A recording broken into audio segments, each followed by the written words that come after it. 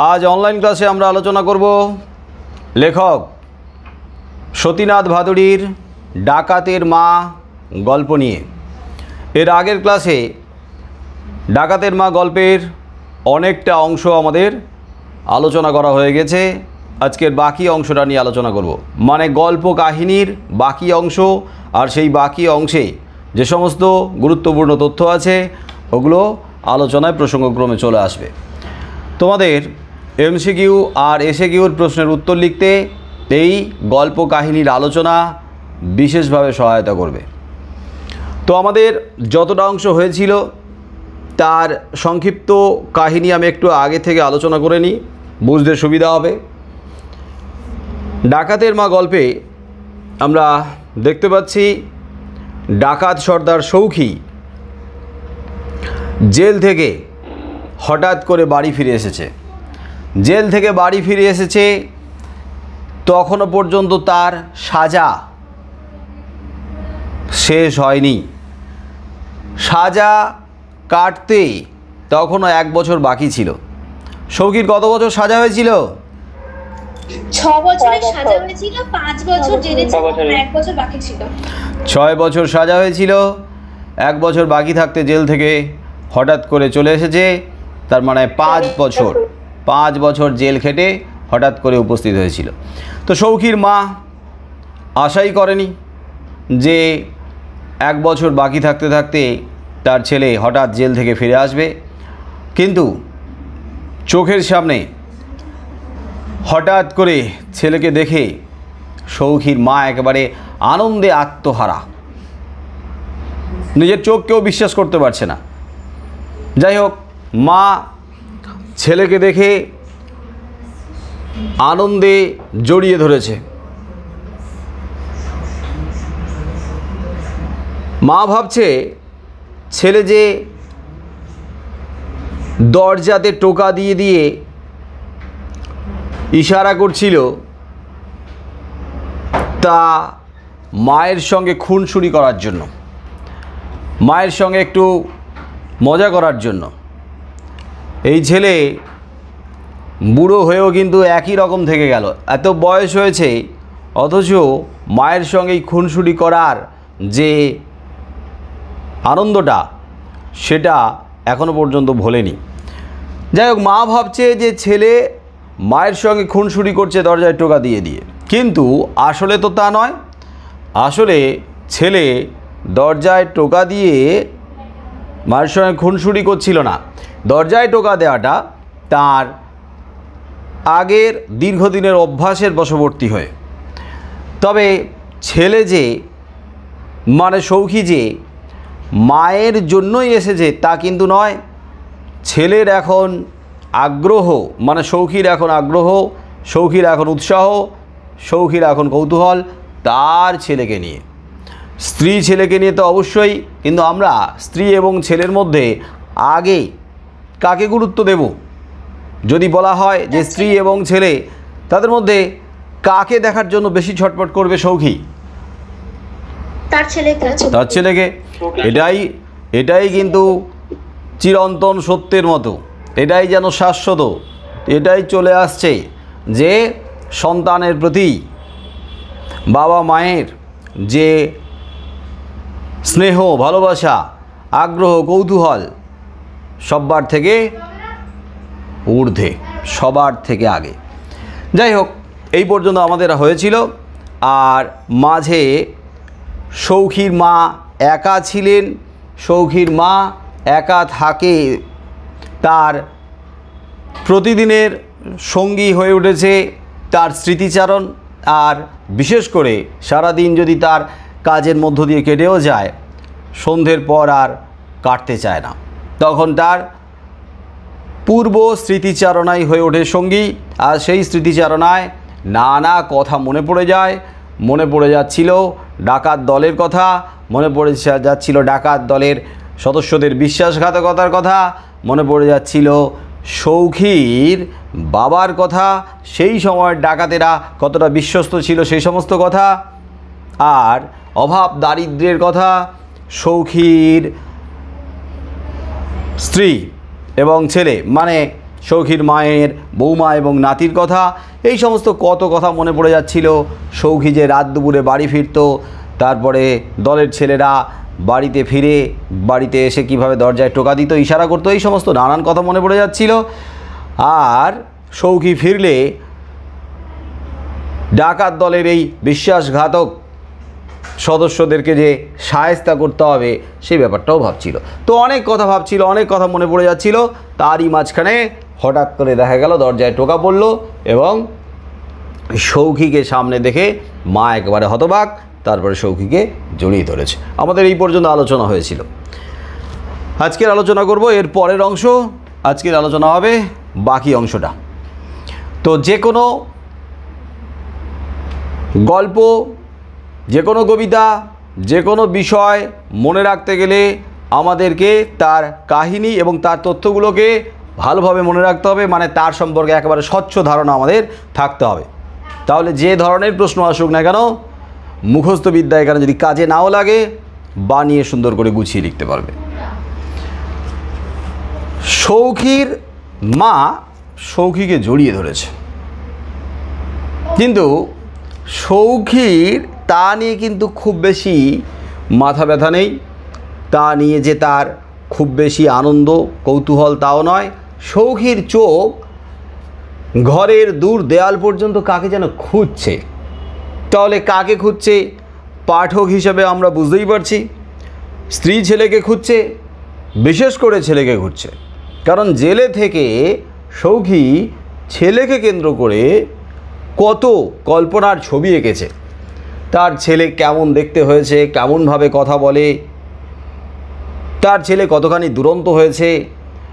সে এসে দরজায় অনেকক্ষণ চুপটি করে দরজার সামনে দাঁড়িয়েছিল। তার কারণ সে শুনতে চেয়েছিল তার ছেলের গলা। রাত তখন কটা? রাত 9টা বাজে। রাত 9টা। কিন্তু গ্রামের রাত 9টা মানে এক অর্থে গভীর রাত্রি, সবাই ঘুমিয়ে পড়েছে। কিন্তু সৌখী ভেবেছিল যে তার ছেলেটা এত তাড়াতাড়ি ঘুমোবে না, কারণ ডাকাত সর্দারের ছেলে বলে কথা, দুরন্ত হয়েছে, ডান পিঠে হয়েছে, নিশ্চয়ই মাকে বা ঠাকুমাকে জ্বালাতন করছে। তো কেমনভাবে কথা বলে, কেমনভাবে দুষ্টুমি করে, সেগুলো শোনার জন্য কান পেতে দাঁড়িয়েছিল। কিন্তু এতটুকু সারা শব্দ পাওয়া যায়নি। তার কারণ কেন? কারণ তাদের পরিবারের অবস্থা খারাপ হয়ে গিয়েছিল যে ডাকাত সর্দার সৌখীর মা তার বৌমা এবং নাতিকে তাদের বাপের বাড়িতে পাঠিয়ে দিয়েছিল, যাতে তারা সেখানে দুবেলা কিছু খেতে পায়। রাইট। তাহলে সৌখীর মা বৌমা আর নাতিকে পাঠিয়ে দিয়েছিল বৌমার বাপের বাড়িতে, কারণ তাদের অবস্থা এদের থেকে তো তুলনায় অনেক ভালো। যাই হোক, দুবেলা দুমুঠো আহার জুটছে। কটা মোষ ছিল বেআইয়ের বাড়িতে? দুটো মোষ ছিল। হ্যাঁ, যাই হোক, একটু পেটে দুধ পড়ছে, দুধের তো দরকার আছে না। ওই যা বৌমার যা চেহারা, আর নাতিটাও অল্প বয়সী, তো তারও তো শরীরে দুধের দরকার আছে। যাই হোক, তো এই কারণেই সৌখীর স্ত্রী এবং ছেলে বাড়িতে ছিল না, তাই সৌখী তো সাড়া পাবে না। কিন্তু সৌখীর চোখ কাউকে খুঁজছে, মুখে মাকে খুব একটা জিজ্ঞাসা করতে সাহস হচ্ছে না। কি করা যায়? যাই হোক, এ কথা নানান কথা হচ্ছে। সৌখী কিভাবে জেল থেকে হঠাৎ করে ফিরে এলো সেই ব্যাপারটা মাকে বলছে। হ্যাঁ, প্রথমে বলেছিল যে লাট সাহেব জেল দেখতে গিয়েছিল, তার কাজ দেখে নাকি খুশি টুশি হয়ে ছেড়ে দেওয়ার হুকুম দিয়েছিল। আসলে কিন্তু কাজ দেখে খুশি হয়ে ছেড়ে দেওয়ার হুকুম দেয়নি, ছেড়ে দেওয়া হয়েছিল কি কারণে? হেড কনস্টেবল বা হেড জামাদারকে টাকা খাইয়ে, মানে অর্থাৎ ঘুষ দিয়ে তিনি জেল থেকে ছাড়া পেয়েছিলেন। হেড জামাদার মানে হেড কনস্টেবল, হেড জামাদারকে টাকা খাইয়েছিলেন, মানে ঘুষ খাইয়েছিলেন। আর সেই কি করেছিল? জেলার বাবুর কাছে, জেলের যে প্রধান জেলার কাছে সুপারিশ করেছিল। এবারে জেলার হয়তো রেকমেন্ড করেছে, সুপারিশ করে দিয়েছে তাকে ছেড়ে দেওয়ার জন্য। যাই হোক, ঘুষ দিয়ে সে জেল থেকে ছাড়া পেয়েছিল, তার সৎ বা ভালো ব্যবহারের জন্য নয়। যাই হোক, এখানে একটা শব্দ আছে রেমিশন, ওই জন্য বেশি রেমিশন পেয়ে গেছে বলা হয়েছে। রেমিশন মানে কি বলো তো? রেমিশন কে পারবে অর্থ? রেমিশন মানে হচ্ছে ছাড় দেওয়া বা মুকুব করে দেওয়া। তো ব্যাপারটা হচ্ছে এরকম যে যারা অপরাধী, যারা দোষী সাব্যস্ত হয়ে যারা জেল খাটছে, তাদের জেলের ব্যবহারটা ওয়াচ করা হয়, তারা সত্যি সমাজের মূল স্রোতে ফিরে আসার জন্য যোগ্য উপযুক্ত হয়ে উঠেছে কিনা। তাই প্রত্যেক বছরে একটা নির্দিষ্ট দিন বা নির্দিষ্ট মাসের সাজা মুকুব করে দেওয়ার একটা নিয়ম আছে, সেটা হচ্ছে জেল কর্তৃপক্ষ সুপারিশ করে, জেলার সুপারিশ করে দেয় যে যে লোকটা অপরাধী হয়ে সাজা খাটছে সেই লোকটা যদি ভালো মানুষের মতো মানুষ হয়ে ওঠার যদি যোগ্যতা রাখে তাহলে তাকে সময়ের আগেও ছেড়ে দেওয়া হয়। তো যাই হোক, ও নাকি বেশি রেমিশন পেয়ে গেল, ভালো সৎ ব্যবহারের জন্য নয়, ও কিন্তু ঘুষ দিয়ে কিন্তু রেমিশনটা পেয়েছিল। যাই হোক, মাকে বলল যে কুপিটা জ্বালতে। কুপিটা মানে হচ্ছে কেরোসিন তেলের ল্যাম্প, আলো, গ্রামের দিকে কেরোসিন তেলের আলো বা বাতি জ্বলে। তো কুপিটা জ্বালতে বলা হলো, তার কারণ ঘর তো ঘুটঘুটে অন্ধকার, দেখা যাচ্ছে না, আর মাকে এদিকে বলতেও পারছে না। আসার সাথে সাথে কি আর বউ ছেলের খোঁজ করাটা ভালো দেখায়? বিশেষ করে বউর কথাটা বলা খুব একটা ভালো দেখাবে না, কারণ মা আবার কি ভেবে বসে তার ঠিক ঠিকানা নেই। এখন তো বউ আর মাকে নিয়ে সংঘাত শুরু হয়, মাঝখানে ছেলে, একদিকে মা আর একদিকে বউ। এবারে ছেলের অবস্থা কি? দুই দিকের চাপে একবারে স্যান্ডউইচের মতো অবস্থা। ছেলে মায়ের দিকে যাবে না বউর দিকে যাবে? মায়ের হয়ে কথা বললে বউ ব্যাস, আর যদি বউয়ের সাপোর্ট করে তাহলে মাও রাগ করবে, অভিমান করবে। তো এই তো দ্বন্দ্ব, ঘরে ঘরে সিরিয়ালে এই সমস্ত দ্বন্দ্ব সংঘাতগুলো উঠে আসছে। তো ছেলেদের অবস্থা কিন্তু খুব শোচনীয়, কোন দিকে যাবে? দুই দিকে রক্ষা করা খুব কঠিন হয়ে দাঁড়ায়। যাই হোক, মা যদি শুনতে পায় তাহলে মা এখন কি ভেবে বসবে যে নতুন বউ এসে ছেলেকে পর করে দিল। হ্যাঁ, আমি এতদিন ধরে ছেলেকে মানুষ করলাম, সেই ছোট থেকে জন্ম দিলাম আমি, বড় করলাম আমি, সব কিছু দেখলাম আমি, তাকে আগলে রাখলাম আমি, অথচ বউ এলো, নতুন বউ এসেই সাথে সাথে পর করে দিল। মায়ের এই যে অভিমান, মায়ের এই যে কষ্ট দুঃখ, এ মা ছাড়া আর কেউ বোঝে না। তোরা কেউ বুঝতে পারবি না রে পাগলা, একমাত্র মাই বোঝে, মার কষ্ট মা বোঝে। মা কেন হঠাৎ হঠাৎ রাগ করে, অভিমান করে, মা কেন একা একা গুমড়ে গুমড়ে কাঁদে, সেটা মাই বোঝে। আমরা খুব একটা বুঝতে পারবো না।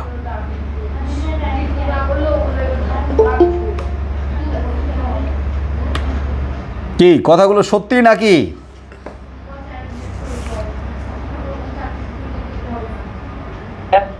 কথাগুলো সত্যি কি না এগুলো বুঝতে হবে তো। জাস্ট গল্প তা নয় কিন্তু, ডাকাতের মা গল্পে শুধু গল্প কাহিনীটাকে শুধু বুঝলে হবে না তো। গল্প কাহিনীর মধ্যে আজকের বাস্তবটাও ধরা রয়েছে, সম্পর্কের টানাপোড়েন ধরা রয়েছে। মা আর বউ, মাঝখানে ছেলে, বড় বিপত্তির। যাই হোক, এখানে ছেলেরাও আছো, মেয়েরাও আছো, হয়তো কারো কারো বাড়িতে মায়েরাও বসে বসে শুনছে, তাই এগুলো নিয়ে বেশি আলোচনা করার দরকার নেই। তো এখন ছেলে ভাবতেই পারে যে মা হয়তো এখনই এই ভেবে রাগ করবে, বউ এসে, নতুন বউ এসে পর করে দিয়েছে। আচ্ছা, নতুন বউ কেন বলা হলো? নতুন নাকি? কত বছর আগে বিয়ে হয়েছে সখীর সঙ্গে? প্রায় 5-6 বছর আগে, কারণ তার জেলে যাওয়ার আগে। হ্যাঁ, তাহলে নতুন কি করে হলো? 5-6 বছর বিয়ে হয়ে গেছে যে। সৌভি আগে একটা বিয়ে করেছিল, আর সেই বউটা ছিল একটু মানে ভালো, তারপরে যে বউটা এসেছিল সে একটু ডোগা ডোগা ছিল, তাই জন্য তাকে নতুন বউ বলা হয়। না না, তাতে কি করে নতুন বউ হবে? আমি বলছি যে নতুন মানে ঠিক আছে, অল্প কয়েকদিন টিন হওয়ার ব্যাপারটা, বাট এখানে 5-6 বছর যদি হয়ে যায় বিয়ে, তাহলে নতুন কি করে থাকলো? হ্যাঁ, সৌখীর কাছে তো নতুন হতে পারে, 5-6 বছর বিয়ে হয়েছে, কিন্তু বিয়ের হয়তো খুব বেশি মাস গড়ায়নি, তারপরে তাকে জেলে চলে যেতে হয়েছে। তো সৌখীর কাছে তো নতুন না। যাই হোক, নতুন বউ এসে ছেলেকে পর করে দিয়েছে মায়ের থেকে। এ কথা জিজ্ঞেস করে, ও কথা জিজ্ঞেস করে, আবার মার মনের মধ্যে একটা আশঙ্কা, একটা ভয় কাজ করছে। বলো তো কী ভয় কাজ করছে মায়ের মনের মধ্যে? মাও ভাবছে কিছু একটা ভয়, প্রতি মুহূর্তে একটা আশঙ্কা। কিসের? কারণ কি, যদি সৌখী তার বউ এবং ছেলের কথা জিজ্ঞাসা করে তাহলে সে তাকে কি উত্তর দেবে? রাইট। মাও এই মুহূর্তে প্রতিটা ছেলের প্রতিটা কথাটা শুনছে, আর প্রতি মুহূর্তে কিন্তু একটা ভয় নিয়ে সময় কাটাচ্ছে। না জানি ছেলে যদি তার বউয়ের কথা জানতে চায়, তার ছেলের কথা জানতে চায়, তাহলে কি করে সত্যি কথাটা বলবে? সত্যি কথাটা না বলেও তো উপায় নেই, কিন্তু সত্যি কথাটা বললে আবার কী হবে? সত্যি কথাটা বলার সাথে সাথে ছেলে কিন্তু ছুটবে, আগে ছুটবে ওই ডাকাত দলের, ওই বিশ্বাসঘাতক সদস্যদের, ওই সমস্ত লোকেদের সায়স্তা করতে। দেখো, একটা ছেলে এতদিন পরে এলো, তো মা তো ছেলেকে কাছে পেতে চাইবে না। বিশেষ করে একা এখন মা ছেলেকে আদর করবে, স্নেহ করবে, ভালোবাসবে, সারাক্ষণ কাছে রাখবে, এটাই কিন্তু। কারণ বউ নেই, নাতি নেই, তাহলে ছেলের ওপরে যে ভালোবাসাটা, ছেলের প্রতি যে ভালোবাসাটা, সেই ভালোবাসাটা কিন্তু একবারে পূর্ণভাবে জড়িয়ে থাকবে তাকে কেন্দ্র করে। যদি নাতি থাকতো আর বৌমা থাকতো, তাহলে কিন্তু ছেলে মাকে সময় দিত কম, ওদিকে সময় দিত বেশি। তাহলে মা এতদিন পরে ছেলেকে পেয়েছে, ছেলেকে আদর করবে, স্নেহ করবে। হঠাৎ করে যদি ছেলে এখনই শোনে যে দলের লোকেরা বিশ্বাসঘাতকতা করেছে, তাহলে ছেলের যা রাগ, মেজাজ, বাপের বেটা মেজাজ কড়া খুব। মেজাজ যে খুব কড়া, মা কিন্তু টের পেয়েছিল আগে একবার। তো কখন টের পেয়েছিল? শীতের সময় যখন ডাকাত সর্দার সৌখীর মা হচ্ছে কি কম্বল মুড়ি দিয়ে মাথা থেকে পা পর্যন্ত মুড়ি দিয়ে ঘুমিয়েছিল, তখন যে দরজা ঠকঠক করার পরেও তার মা যখন দরজা খোলেনি, পরবর্তীতে যখন দরজা খুলেছে তখন দরজা খোলার পর তার মাকে কি মার মেরেছিল, কি মার মেরেছিল। পরবর্তীতে যদি এমন ঘটনা ঘটে তাহলে সে তাকে খুন করে ফেলবে। বাবা, বাপের বেটা, মেজাজ অমন করা। তাহলে ছেলে এক্ষুনি দৌড়াবে একটা ফয়সলা করতে, হেস্তনেস্ত করতে ছুটবে এখনই। তাহলে ছেলেকে তো কাজ ছাড়া করতে হবে না, অতএব এখন না বলাই ভালো। আর বৌমা আর ছেলে কোথায় গেছে, আগের থেকে আগ বাড়িয়ে নিজের থেকে না বললে যতটা সম্ভব চেপে রাখা যায় ততই মঙ্গল। তাই এ কথা ও কথা। আচ্ছা, তোর শরীরটা কেমন যেন খারাপ খারাপ লাগছে। ভাবছে যে ছেলের তো শরীর ভালোই হয় জেল থেকে ফিরলে, জেলে গেলে কিন্তু শরীর ভালো হয় ওর বাপের মতো। ওর বাবাও এর আগে যতবার জেলে গেছে, জেল থেকে ফেরার পরে শরীর স্বাস্থ্য খুব ভালো হয়েছে। এই ছেলেও কিন্তু এর আগে জেলে গিয়েছিল। বলো তো সৌখী, এর আগে কবার জেলে গেছে? এর আগে দুবার জেলে গেছে। জেল থেকে যখন ফিরেছে তখন শরীর স্বাস্থ্য খুব ভালো। হ্যাঁ, বোঝ অবস্থা, জেলে গিয়ে শরীর স্বাস্থ্য ভালো হচ্ছে। তার মানে এরকম যদি হয়, তাহলে যার শরীর টরীর খারাপ হয় জেলে যাওয়া দরকার নাকি? যাই হোক, শরীর স্বাস্থ্য ভালো হয়। কিন্তু এবারে ছেলের শরীরটা কেমন যেন ভেঙে গেছে, রোগা রোগা লাগছে। চুলে পাক ধরেছে, আর চুলে পাক ধরেছে বলে একটা বয়সের ছাপ তার উপরে পড়েছে। আর সেই বয়সের ছাপ পড়েছে বলেই ছেলের মুখে, কার মুখের আদল ধরা পড়েছে? বাবার। তো ছেলেরা যখন ছোট থাকে, ছেলেরা বা মেয়েরা যখন ছোট থাকে, তখন তো আর বাবা মায়ের মুখের আদলটা সেভাবে বোঝা যায় না। কিন্তু ছেলেমেয়েরা যখন বড় হয়, মোটামুটি মাঝ বয়সে, তখন কিন্তু বাবা বা মায়ের মুখের আদলের সঙ্গে একটা ছাঁচের সঙ্গে কিন্তু সেই ছাঁচটা বোঝা যায় যে ছেলে বাবার দিকে, মানে ছেলের মুখের আদলটা বাবার সঙ্গে বেশি মিলছে না মায়ের সঙ্গে বেশি মিলছে, এইরকম কিন্তু কিছুটা হলে বোঝা যায়। অনেকের ক্ষেত্রে বোঝা যায়, ছোটোবেলায় কিন্তু খুব একটা বোঝা যায় না। কিন্তু আবার আমরা এরকম ধরনের পাড়া প্রতিবেশীকে, আত্মীয় স্বজনকে দেখি যারা সদ্যজাতকে দেখতে এসে, শিশুকে দেখতে এসে কিন্তু কত প্রশংসা করে। বিশেষ করে মায়ের মন রাখার জন্য মায়ের সামনে ছেলে বা মেয়ের এরকম প্রশংসা করে, ওরে মা রে, তোর ছেলেটা তোর মতো হয়েছে, তোর মেয়েটা তোর মতো হয়েছে, দেখ তোর মতো পুরো দেখতে, একেবারে অবিকল তোর মতো, একেবারে মুখের স্ত্রী। এটা সম্ভব নাকি? হ্যাঁ, বোঝা সম্ভব? সবে মাত্র হয়েছে একটা বাচ্চা ছেলের মুখের আদল নাকি মায়ের মতো পুরোপুরি। হ্যাঁ, ওগুলো আসলে মন রাখা কথা বলে, মন রাখা কথা। যাই হোক, মা শুনে খুশি হয়, বাবা আমার মতো হয়েছে, দারুণ ব্যাপার। কিন্তু সাধারণত আমরা দেখি কি না, একটু বয়স হওয়ার পরে মুখের আদলটার সঙ্গে একটা মিল পাওয়া যায়। তো ছেলে জেল থেকে এসছে 5 বছর পরে, 5 বছর ব্যবধানে দেখতে পাচ্ছে। আমরা ছেলে মেয়েদেরকে বাড়িতে সারাক্ষণ দেখি বলে হয়তো মুখের আদলটার সঙ্গে অনেক সময় মিল খুঁজে পায় না বাবা মায়ের মুখের আদলের সঙ্গে। কিন্তু ছেলেমেয়েরা যদি বাইরে থাকে, পড়াশোনায় হোক বা চাকরি বাকরি হোক, বাইরে থাকে এবং অনেকগুলো দিন পরে যদি ছেলে মেয়েদেরকে মা বাবা দেখে, তখন কিন্তু মুখের একটা আদলের একটা পার্থক্য কিন্তু ধরা পড়ে। প্রথমে যখন দেখেছিল বা শেষ যখন দেখেছিল, সেই দেখার সঙ্গে অনেক দিন পরে, অনেক দিন ব্যবধান পরে যখন দেখা হয়, তখন কিন্তু মুখের আদলের একটা পরিবর্তন লক্ষ্য করা যায়। প্রতিদিন দেখতে দেখতে সেই পরিবর্তনটা বোঝা যায় না, কিন্তু অনেক দিনের গ্যাপ দিয়ে দেখলে সেই পরিবর্তনটা লাগে, চোখে লাগে। কি ঠিক না? তাহলে অনেক দিন পরে দেখছে, 5 বছর পরে দেখছে। এই জন্য এখন স্পষ্ট সৌখীর বাবার মুখের আদলটা ধরা পড়েছে সৌখীর মুখে। যাই হোক, রোগা রোগা লাগছে। তো রোগা রোগা লাগার কারণ কি? কেন রোগা রোগা লাগছে? কেন, কি মনে হয়েছিল রোগা রোগা লাগার কারণ? শরীর ভেঙে গেছে কেন? কারণ তার মা সে মানে হচ্ছে গিয়ে সৌখীর কাছ থেকে তার যদি তার মনটা অন্যদিকে সরানোর জন্য তাকে এই কথাগুলো বলেছে। এটা একটা ব্যাপার। এবং সত্যি যদি রোগা রোগা লেগে থাকে, তাহলে এটাও একটা ব্যাপার যে জেলে তার যে চিন্তা, তার যে ভাবনা, চিন্তা করে যাচ্ছে, ভাবছে সারাক্ষণ ভাবছে, চিন্তা করে যাচ্ছে।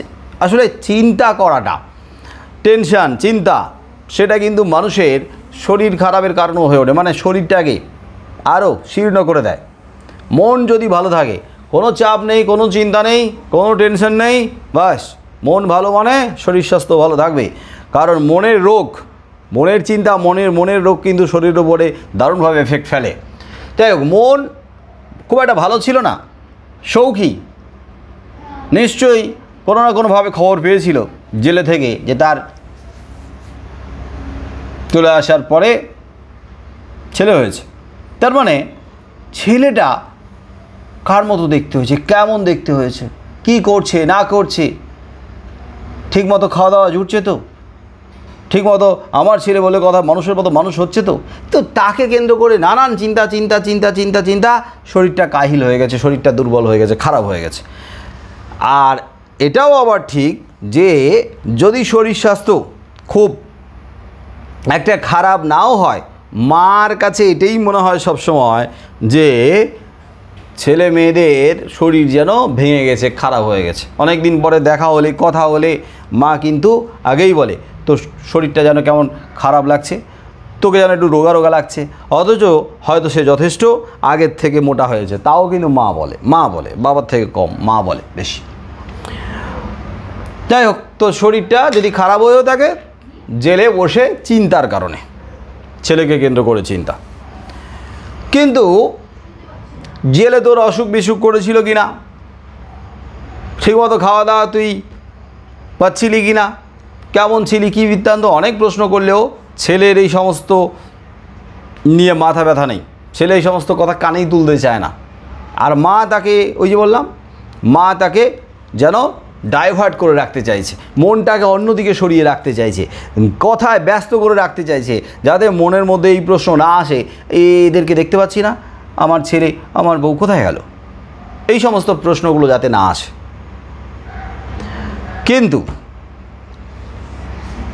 ছেলে তো এসেছে প্রধানত তার ছেলেকে আগে দেখবে, এই কারণে চোখ তো খুঁজে যাচ্ছে, আলোটা জ্বালানো হয়েছে, দেখতে পাচ্ছে না কাউকে। এদিকে মাকে তো কিছু বলতে হবে, তাই মা কি বলে, ছেলের জিজ্ঞাসা শুনে ছেলে কিন্তু জিজ্ঞাসা করে। ছেলে ওইভাবে সরাসরি জিজ্ঞেস করছে না, কিন্তু এইভাবে জিজ্ঞেস করে যে এদের কাউকে দেখছি না, বাড়িতে আর কাউকে দেখছি না, ব্যাপারটা এরকম আর কি। তো এই কথা শুনে মা কি উত্তর দেয়? হ্যাঁ, বাপের বাড়ি গেছে। বাপের বাড়ি কেন হঠাৎ করে বাপের বাড়ি? আর বাপের বাড়ি তখনকার দিনের বাপের বাড়ি যাওয়ার একটা অকেশন লাগতো না। বাড়িতে হয়তো বাপের বাড়িতে হয়তো কোনো উৎসব অনুষ্ঠান, একটা ভালো কোনো ভালো মন্দ এরকম একটা সময় কিন্তু যাওয়া, পূজা টুজার সময় হোক বা একটা বিশেষ কিন্তু কারণ দেখে অকেশান দেখে কিন্তু যাওয়া রীতিগুলো ছিল, বিশেষ করে গ্রামের দিকে। শহরের দিকেও আছে, তবে শহরের দিকে এখন চাইলেই যে কোনো সময় যেতে পারে, গ্রামের দিকেও যেতে পারে, তাও কিন্তু একটা বিশেষ সময় দেখে সব সময় যাওয়ার সুযোগ হয়ে উঠতো না। তো কেন হঠাৎ করে বাপের বাড়ি গেছে কেন? তো মা ব্যাপারটাকে সেইভাবে গুরুত্ব না দিয়ে বললো, কেন বাপের বাড়ি যেতে পারে না? বাপের বাড়ি তার বাবা মাকে দেখতে ইচ্ছে করে না নাকি? হ্যাঁ, না না, সেটা তো হতেই পারে, আমি তা বলছি না, তবে জিজ্ঞেস করছে। এদিকে বাড়ি ফিরে সৌখী তো ভেবেছিল আগে ছেলেকে দেখবে, বউকে দেখবে, কিন্তু সেটা তো দেখতে পেল না। ফলে তার বাড়ি ফেরার যে আনন্দটা সে পাচ্ছিল, বাড়ি ফেরার যে আনন্দ তার মধ্যে একটা ছিল, সেই আনন্দটা যেন একবারে মুহূর্তে মাটি হয়ে গেছে, অর্ধেক হয়ে গেছে। এখন শুধু অপেক্ষা, মনে মনে ভাবছে সৌখী, মনে মনে ভাবছে ছেলে বউকে তো দেখতে হবে, তাহলে কাল সকালেই আগে সে যাবে তার শ্বশুরবাড়িতে যাবে, বউ ছেলেকে দেখতে যাবে কেমন আছে কী বৃত্তান্ত। কিন্তু এই মুহূর্তে যদি মাকে বলে ব্যাপারটা ভালো দেখাবে না, কিন্তু মা ভাববে যে ওই যে নতুন বউ এসে ছেলেকে পর করে দিয়েছে, যাই হোক আজকে রাতটা কাটুক, কালকে সকালবেলায় সে যাবে, এরকম একটা মনস্থির করে সে থাকলো। এদিকে মা কিন্তু ছেলের জন্য কি রান্না করে দেবে সেই চিন্তাতে পড়েছে। এতদিন পরে বাড়ি ফিরেছে, রাতে বাড়ি ফিরেছে, নিশ্চয়ই জেলে খাওয়া দাওয়া করে আসেনি। জেলার কি তাকে বসিয়ে বসিয়ে খাইয়েছে, জামাই আদর করেছে? নিশ্চয়ই নয়, বসিয়ে বসিয়ে খাওয়ায়নি। ও তুমি বাড়ি যাচ্ছ, আসো তোমাকে খাইয়ে টাইয়ে বাড়ি পাঠাই, নিশ্চয়ই নয়। তো মা ছেলেকে কি খেতে দেবে এই রাতে, একটা তো চিন্তার ব্যাপার। তবে খাবারের মতো কিছু ছিল, বলো তো কী ছিল খাবারের মতো? হ্যাঁ, খইমুড়ি ছিল। ওগুলো ছিল বিক্রির খইমুড়ি, তার মানে আজকের যেগুলো নিয়ে বেরিয়েছিল বিক্রি করার জন্য, তার মধ্যে হয়তো অনেক কিছু বিক্রি হয়নি, কিছুটা আছে, তো সেগুলো হয়তো কালকের বিক্রি করবে। ওই ব্যবসার পুঁজি খইমুড়িগুলো ছিল, তো সেই খইমুড়িগুলো খাওয়ার কথা বলল। তবে ছেলে কিন্তু বলেছিল যে সে খেয়ে এসেছে, কিন্তু মা বুঝতে পেরেছিল, মা সব বুঝতে পারে, মা ছেলে মেয়েদের মনের কথা বুঝতে পারে। তাই মা কিন্তু জানতো ছেলে কিন্তু খেয়ে আসেনি, হয়তো এই রাত দুপুরে মাকে কষ্ট দিতে চাইছে না। রাত দুপুরে ছেলের খাবারের কথা শুনলে মা হয়তো এখনই রান্না করতে বসবে। যাই হোক, বয়স হয়েছে, এত রাতে আর খাওয়া দাওয়ারের ঝামেলা করার দরকার নেই। কিন্তু মা ছেলেকে এটাই বোঝালো যে না না, রান্না করার ব্যাপার নেই, রান্না করছে কে, খইমুড়ি আছে খেয়ে নে। যাই হোক, খইমুড়ি আছে খেয়ে নে, তাতে রাজি হয়েছিল ছেলে। আবার ছেলে যদি বলতো না দুটো ভাত খেতে ইচ্ছে করছে, তাহলে তো বিপদে পড়ে যেত না, কারণ চাল নাই, তারপরে হচ্ছে তার সঙ্গে ভাতের সঙ্গে আর যা দরকার আলু, তেল, নুন, যা যা দরকার সেইটুকুও তার সেই মুহূর্তে সংগ্রহে ছিল না। যাই হোক, ছেলে রাজি হয়ে গেছে খইমুড়ি খাওয়ার জন্য, তাতেই যথেষ্ট। এই যাত্রায় আজকে রাতটা মোটামুটি উদ্ধার পেয়ে গেল সৌখীর মা।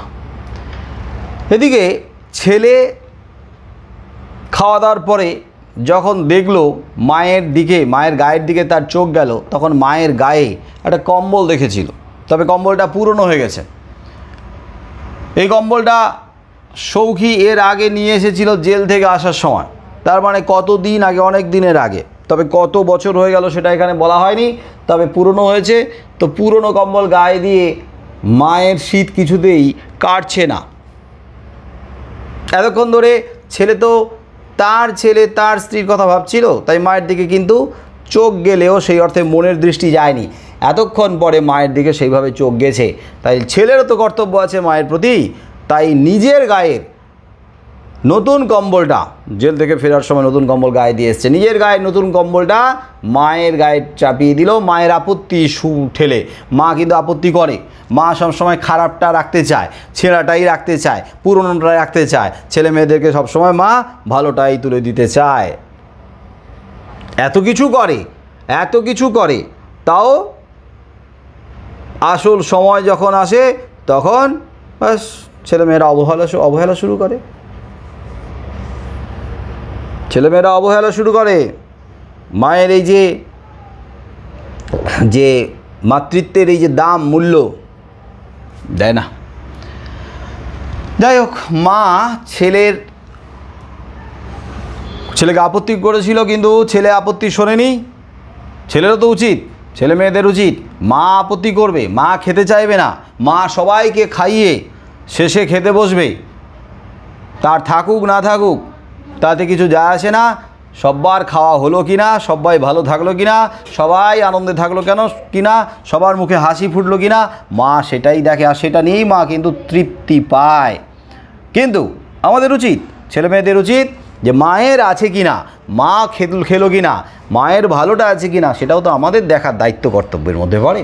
তো এই ছেলে এই মুহূর্তে মায়ের প্রতি দায়িত্ব করেছে, কর্তব্য পালন করেছে, মায়ের গায়ে, নিজের গায়ের নতুন কম্বলটা চাপিয়ে দিয়েছে আর নিজে মায়ের গা থেকে ছেঁড়া কম্বলটা নিয়েছে, পুরনো কম্বলটা নিয়েছে। যাই হোক, ছেলে এখন ঘুমিয়ে পড়েছে, নিশ্চিন্তে ঘুমাচ্ছে ছেলে। কতদিন পরে জেল থেকে ফিরেছে, জেলে কি আর নিশ্চিন্তে ঘুমোতে পেরেছে রাতে? নিশ্চয়ই না। এখন নিশ্চিন্তে ঘুমোচ্ছে, নাক ডাকিয়ে ঘুমোচ্ছে। মা দীর্ঘ 5 বছর ধরে শীতের সময় কম্বল মুড়ি দিয়ে শোয়নি। আর শীতের সময় তোমরা জানো কম্বল মুড়ি দিয়ে না শুনে মায়ের ঘুম আসে না।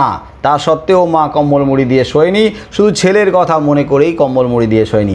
আজকের ছেলে তো চলে এসছে, ফলে এখন কম্বল মুড়ি দিয়ে শুলে কোনো অসুবিধা নেই, কম্বল মুড়ি দিয়ে শুয়েছে। তাহলে কম্বল মুড়ি দিয়ে শুলে তো বুড়ির ঘুম আসে, কিন্তু তা সত্ত্বেও ঘুম আসছে না। বলো কেন ঘুম আসছে না? কারণ তার একটি চিন্তা ছিল যে পরের দিন সকালবেলা হলে সে তার ছেলেকে কি খেতে দেবে। রাজ্যের দুশ্চিন্তায় মাথা গরম হয়ে ওঠে। দুশ্চিন্তা, এটা ভাবছে, ওটা ভাবছে, কত রকমের ভাবনা মাথায় আসছে। তার মধ্যে যেটা সবথেকে বেশি তাকে চিন্তিত করেছে, ভাবিয়ে তুলেছে, সেটা হচ্ছে পরের দিন সকালবেলা কি খেতে দেবে। বিশেষ করে ছেলে খেতে পছন্দ করে কি খেতে ভালোবাসে? আলু চচ্চড়ি। ছেলে আলু চচ্চড়ি খেতে পছন্দ করে। আলু চচ্চড়ি, ছেলে মেয়েরা কত কি ভালো মন্দ খেতে পছন্দ করে।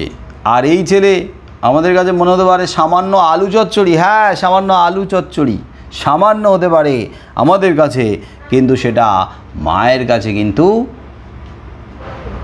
যথেষ্ট মূল্য আছে। যাই হোক, এই পরিবারে এই রকম অভাবী দরিদ্র পরিবার, যেখানে আলুর ব্যবস্থা করাটাই কঠিন, সেখানে সে আলু চচ্চড়ি ব্যবস্থা করবে কী করে? সকালে উঠে আলু নেই, তেল নাই, কি নেই? আলু নেই, তেল, চাল, তো এগুলোর কি করে ব্যবস্থা করবে? সকালবেলা উঠেই কি বলতে পারে ছেলেকে, যা বাবা আলু, চাল, তেল এগুলো নিয়ে আয়, তোর জন্য তোর পছন্দের খাবার তোকে তৈরি করে তোকে বানিয়ে খাওয়াবো? এটা বলা যায়? বলাটা ভালো দেখায়? ছেলে তো সবে ফিরেছে না, কি মা কি বলবে নাকি সাথে সাথে? এটা বলা ভালো দেখায়? মায়ের মনে হচ্ছে মা বলবে না, বলবে না। মা চেষ্টা করবে, মা তার শেষ চেষ্টা করবে যে কীভাবে ব্যবস্থা করা যায়। তারপরে 2-1 দিন কাটলো, তারপরে ছেলেকে বললো, সেটা আলাদা ব্যাপার। কিন্তু ছেলের পছন্দের খাবার মা যদি তার মুখে তুলে দিতে না পারে, সেটা মায়ের কাছে মনে হবে মা যেন মা হিসেবে ব্যর্থ। তাহলে মায়ের সামনে একটা বিরাট বড় চ্যালেঞ্জ দাঁড়িয়ে গেছে। এই রাত দুপুরে সে কী করে এগুলোর ব্যবস্থা করবে? সকালে উঠেই তো রান্না করে দিতে হবে।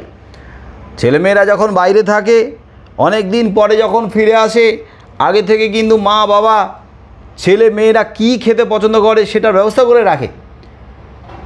ছেলে ঘুম থেকে ওঠার আগেই মা কী করে, বাবাকে বাজারে পাঠিয়ে দেয়, যাও যাও যাও তাড়াতাড়ি যাও, আমার ছেলেটা ইলিশ মাছ খেতে ভালোবাসে, আমার ছেলেটা গলদা চিংড়ি খেতে ভালোবাসে, আমার ছেলেটা এই মাছ খেতে ভালোবাসে, ওই মাছ খেতে ভালোবাসে, খাসির মাংস খেতে, যা যা যা ভালোবাসে তাড়াতাড়ি যাবে বাজারে, কিন্তু বড় মাছটা সববার আগে তুমি টুক করে তুলে নিয়ে চলে আসবে। টাকা পয়সার কথা ভাবার দরকার নেই। হ্যাঁ, এতদিন পরে আসছে আমার ছেলে মেয়ে, টাকা পয়সার কথা ভাবার দরকার নেই, সব থেকে বড়োটা নিয়ে আসবে তুমি। সকাল সকাল পাঠিয়ে, আরে দাঁড়াও এখনও বাজার খোলেনি তো, সবে তো 7টা, হোক তাড়াতাড়ি যাও, ওখানে বসে থাকবে দরকার হলে, কিন্তু সবার আগে আমার ছেলে যেটা বা আমার মেয়ে যেটা খেতে পছন্দ করে সেটা কিন্তু আগে নিয়ে আসতে হবে। কি এগুলো তো বাস্তব, এগুলো তো আমরা দেখে অভ্যস্ত, শুনে অভ্যস্ত, এগুলো তো আমরা জানি। তাহলে মা এই মুহূর্তে ছেলেকে বলতে পারে না, ছেলের জন্য ব্যবস্থা তাকেই করতে হবে। কি করে রাজ্যের দুশ্চিন্তায়, বিশেষ করে আলু চচ্চড়ি খেতে কি ভালোবাসে, তার মানে আলু চচ্চড়ি সকাল সকাল ছেলের হাতে তুলে দিয়ে ছেলের হাসি মুখটা দেখার জন্য মা এখন উতলা হয়ে উঠেছে। মায়ের কাছে এই মুহূর্তে নীতি আদর্শ সব নষ্ট হতে বসেছে। ডাকাত দলের সর্দার তার ছেলে, ডাকাত সর্দার সৌখী, তার মা বলে কথা, একটা নীতি আদর্শ নিয়ে চলে। সৌখীর বাবাও ডাকাত সর্দার ছিল, তাহলে সেই ডাকাত সর্দারের স্ত্রী সৌখীর মা তাহলে একটা নীতি আদর্শ নিয়ে চলে। তাহলে বলো তো, ডাকাত দলের সর্দার তারাও একটা নীতি আদর্শ নিয়ে চলে, ফলে তার পরিবারের তার মা, তারও একটা আদর্শ আছে, নীতি আছে। কি আদর্শ?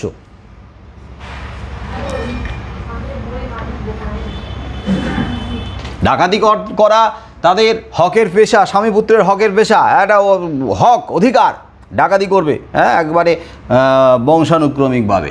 কিন্তু একটা নীতি আছে, একটা আদর্শ আছে ডাকাতদের। কি আদর্শ, কি নীতি? মাও সেটা ফলো করে।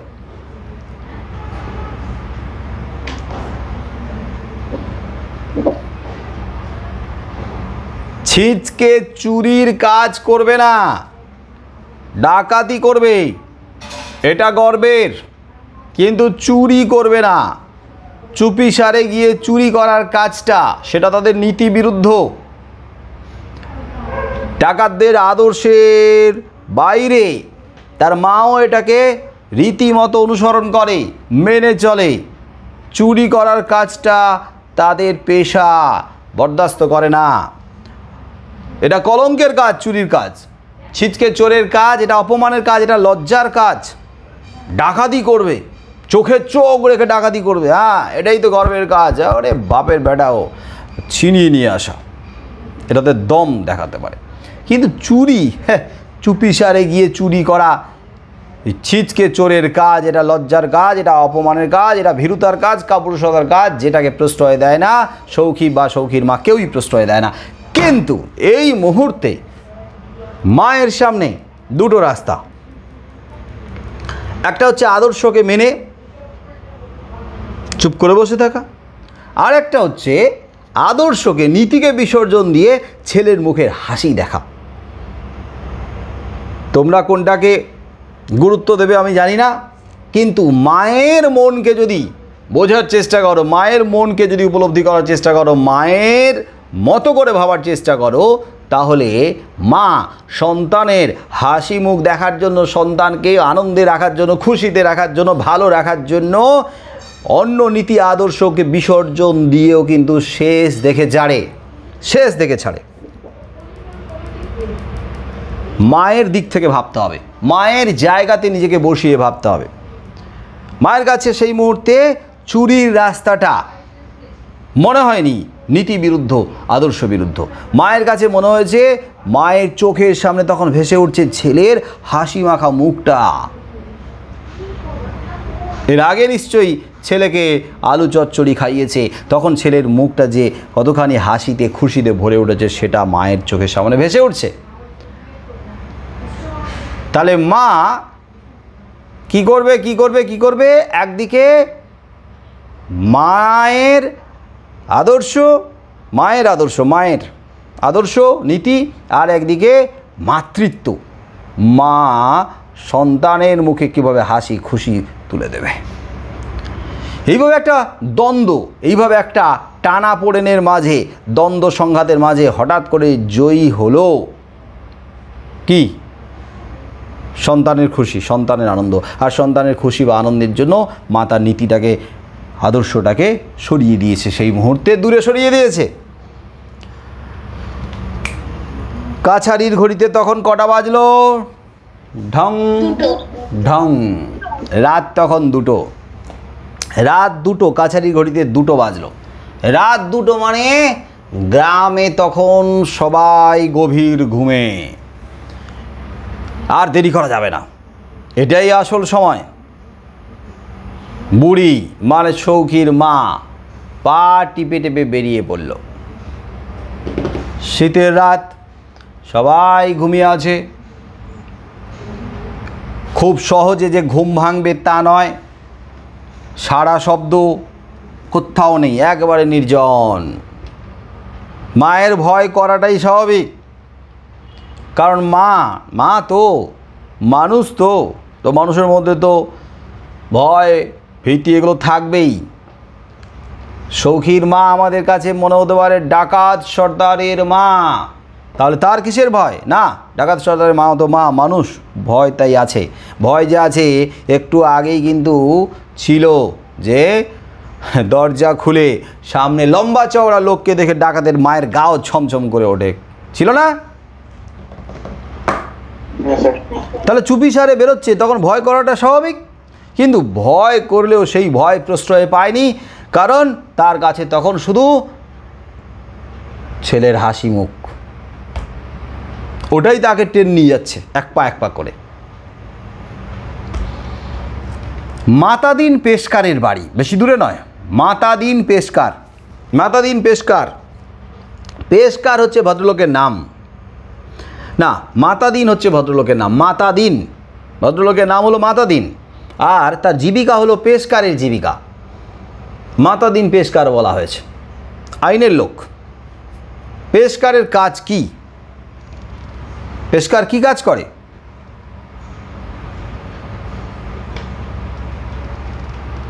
আদালতে, বাবারে, আদালতে বিচারক, জজ সাহেব বসে আছে, বিচারক আর উকিলের মাঝখানে একজন বসে থাকে। দেখবে উকিল অনেক সময় ডকুমেন্টস দিয়ে দেয়, প্রমাণগুলো দিলে একজন এরকম ধরে কিন্তু ওখানে বিচারকের সামনে টেবিলে রাখে। মনে পড়ছে ছবিটা? হ্যাঁ স্যার। তাহলে এই যে দুজনের মাঝখানে যে বসে থাকে তিনি হচ্ছেন পেশকার। তার কাজ হচ্ছে ওই সমস্ত প্রমাণগুলো নিয়ে পেশ করা, রাখা, জমা দেওয়া। তার মানে কি, পেশকার সাহেব আদালতেই আছে, আদালতেই থাকে। তার মানে প্রতিদিন আইনের সঙ্গেই কিন্তু তার সম্পর্ক। আইনের বিভিন্ন ধারাগুলো তার মুখস্থ, ঠোঁটস্থ, তার নখদর্পণে। কত নম্বর ধারায় কি হয় না হয় সবই কিন্তু তারই জানার কথা। পড়াশোনা তো আইন নিয়ে করতে হয়েছে তাকে। তারপরে প্রতিদিন সে বিচারের সভাতে রয়েছে। তাহলে পেশকার সাহেব, যিনি মাতাদিন নামে পরিচিত, তাই মাতাদিনের সঙ্গে পেশকার, তার পেশাটা জুড়ে গিয়ে হয়ে গেছে মাতাদিন পেশকার। এই মাতাদিন পেশকার মোটামুটি অবস্থাপন্ন, ভালো সম্ভ্রান্ত অবস্থাপন্ন ধনী লোক। মাতাদিন পেশকারের বাড়ি বেশি দূরে নয়। খইমুড়ি বীজ বেচতে গিয়েছিল আজকের সৌখীর মা, একটা জিনিস লক্ষ্য করে এসেছে। সৌখীর মা কি লক্ষ্য করেছে বলো? তিনি লক্ষ্য করেছিলেন যে মাতাদিন পেশকারের বাড়ির উত্তরের যে পাঁচিল রয়েছে সেটি পড়ে যাওয়ায় সেটি আবার গাঁথা হচ্ছে, এবং তিনি যদি সেই বাড়িতে চুরি করতে যায় তাহলে সেই মানে 1.5 ফুট গাঁথা হয়েছে সম্ভবত, এবং সেটি ভাঙতে তার অসুবিধা হবে না, কারণ সেটি মাটি এবং ইট দিয়ে তৈরি হচ্ছিল।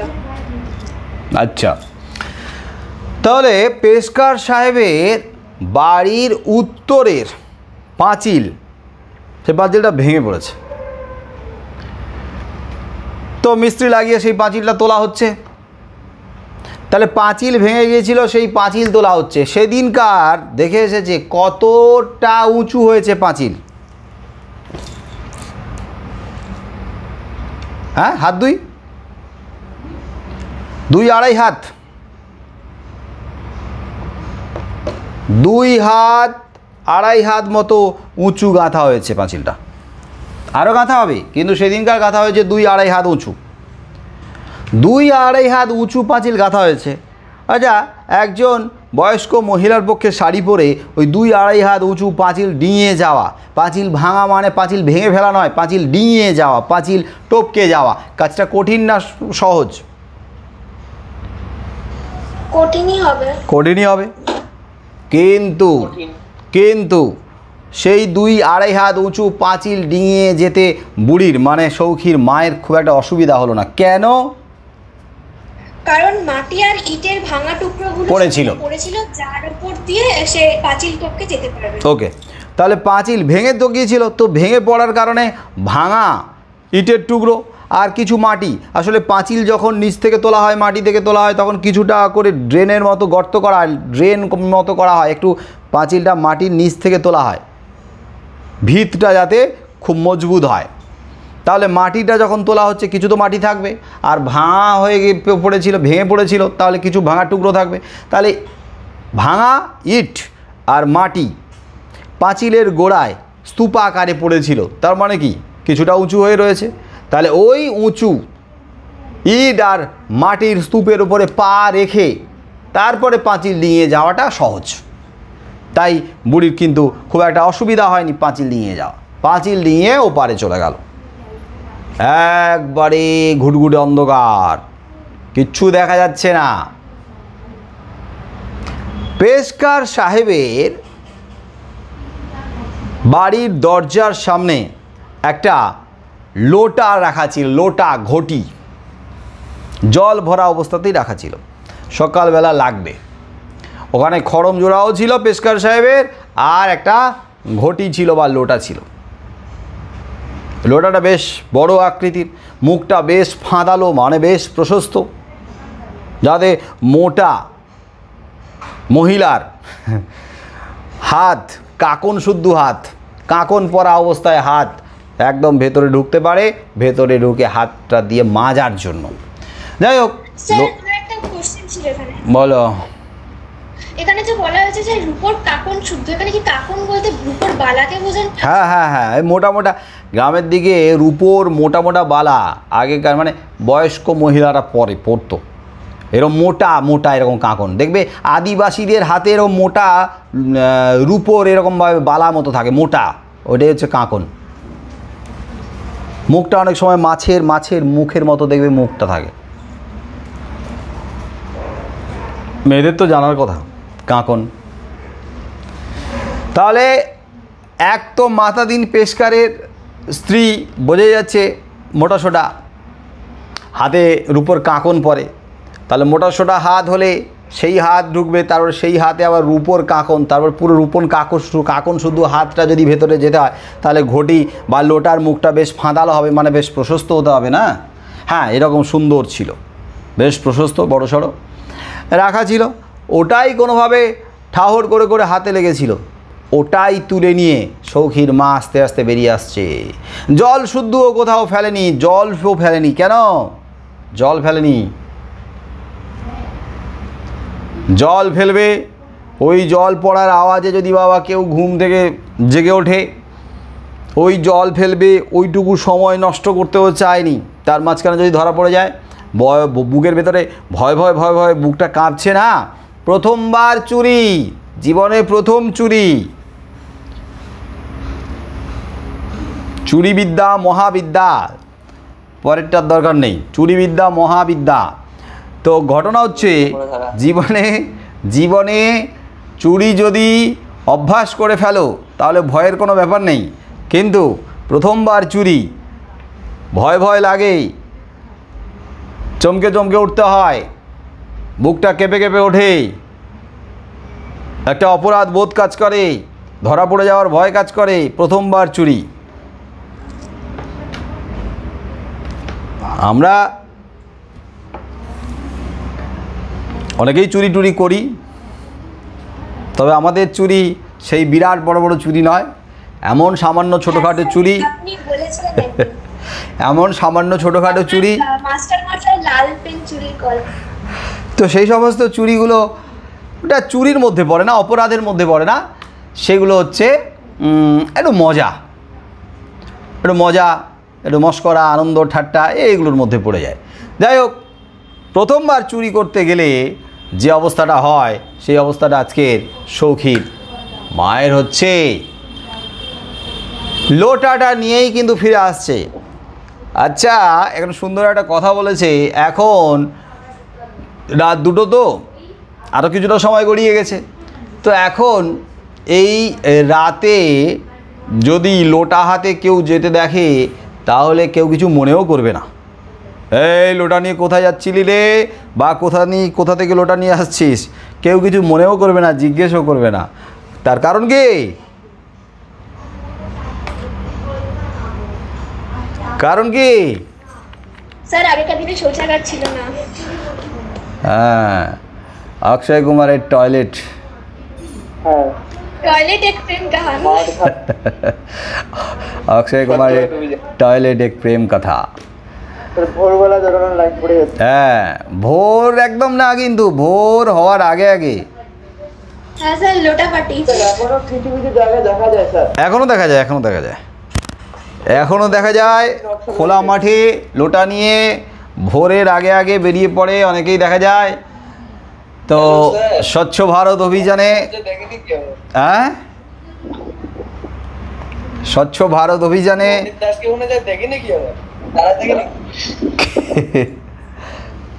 দেখ, সব জিনিস কি আর দেখে অভিজ্ঞতা নিতে হয়?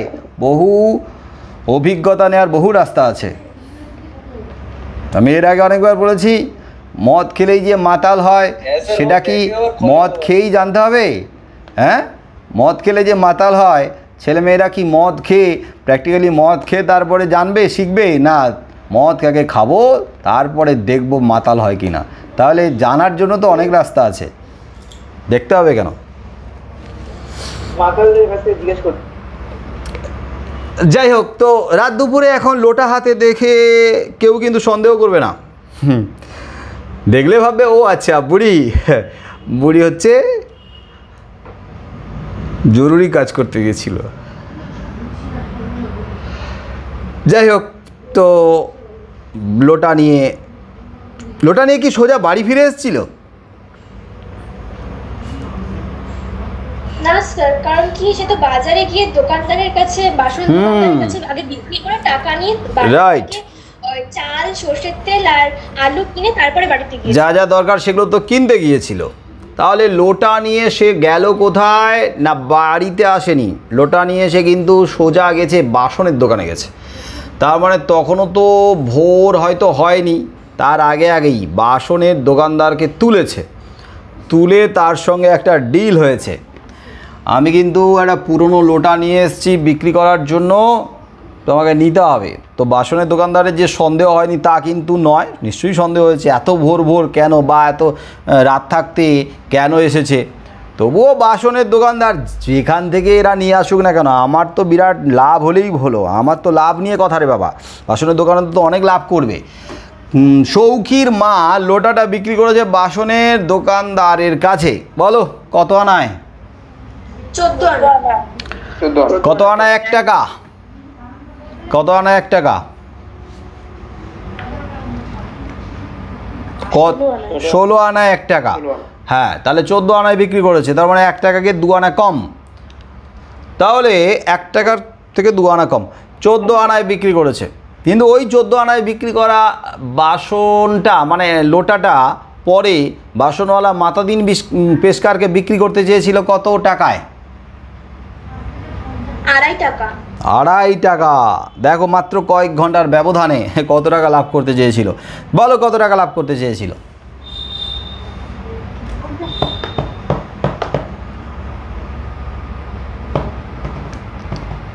এদিকে 2 টাকা, এদিকে 1.5 টাকা আর ওদিকে 2 আনা, তাই না? তার মানে 1 টাকা আর 8 আনা, 8 আনার সঙ্গে +2, 8 আর 9 10, 1 টাকা 10 আনা। কি হিসাব ঠিক বললাম নাকি? 2.5 টাকা ওদিকে ছিল 14 আনায়, তো 14 আনায় কিনেছে, 2.5 টাকায় বিক্রি করছে। তাহলে কত টাকা কত আনা লাভ করলো? 1 টাকা 10 আনা না? হিরে সায়েন্স পাবি না তো তোরা।